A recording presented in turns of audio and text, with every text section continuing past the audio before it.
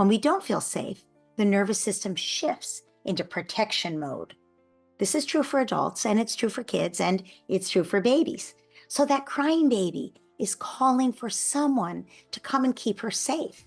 Now, we've known for decades that when she learns that someone will reliably come and soothe her, she will become more able to soothe herself. And we've thought of that as learning. But now brain researchers are able to explain how that learning happens. It's actually a change in the brain. One thing that happens, and there's a lot going on, one thing that happens is that as the baby is soothed, she's developing a network of nerves that fire together to help her calm down, giving the signals to her entire nervous system to calm down. This network is associated with the parent who's providing the protection and the soothing.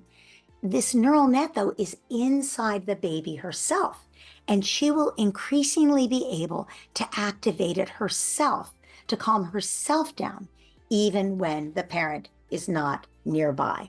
So we know that the child learns to calm herself over time.